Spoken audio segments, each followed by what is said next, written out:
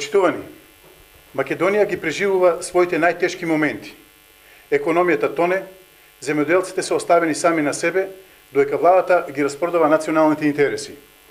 Имено, покрај капитуланскиот договор што го направи оваа влада со нашиот јужен сосед, покрај неуставниот закон за двојазичност и странниот договор со Бугарија, оваа влада прави невиден пустош во сите гранки на стопанството. Индустријата тоне, градежништвото исто така, додека во земјоделието се случува тотален хаос. Македонските земјоделци се директни жртви на ова политичко цунами кој ја нападна Македонија. Владата предводена од СДСМ ветуваше отварање на нови пазари, зголемена цена и гарантиран откуп на земјоделските производи, но ништо од ова не се исполни. Зелената нафта уште ја нема.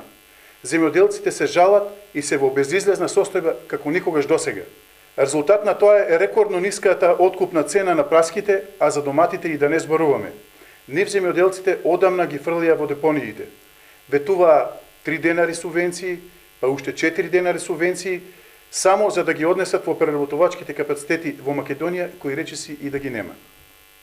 Поради тоа што ланската година ја зафатија пролетните мразеви и се откупи многу мала количина на грозје, оваа година подрумите на винариите се празни и ќе има поголема побарувачка на грозје. Сега е моментот да се зголеми цената на грозјето, да не дозволиме винариите да функционираат како монопол на пазарот и тие да диктираат цената на грозјето.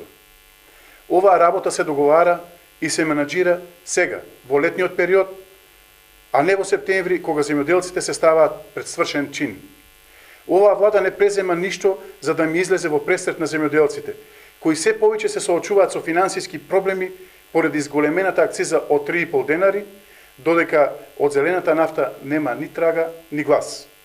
Оваа влада не овозможи ниту една мерка за помош и поддршка на земјоделците. Поддршката за систем капка по капка ја нема. Поддршката за млад земјоделец преку помош со механизација од 10.000 во вредност од 10.000 евра е мината работа. Се што во минатото значеше поддршка за земјоделецот, СДСМ го укина. Обештетувањето за ланските пролетни мразеви исто така веќе никој не го спомнува.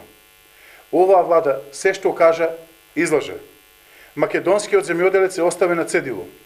Основен принцип на функционирање на оваа влада е давање на ветување и неисполнување на истите, додека македонското земјоделие дише на помошни апарати. Граѓаните на Република Македонија веќе не ви веруваат. Земјоделците уште помалку. Почитувани граѓани, се раѓа нова ера, доаѓа нова надеж. Мораме сите заедно, сплотено и достоинствено, што побрзо да им ставиме крај на овие мрачни сили кои на насилен начин ја заробија државата.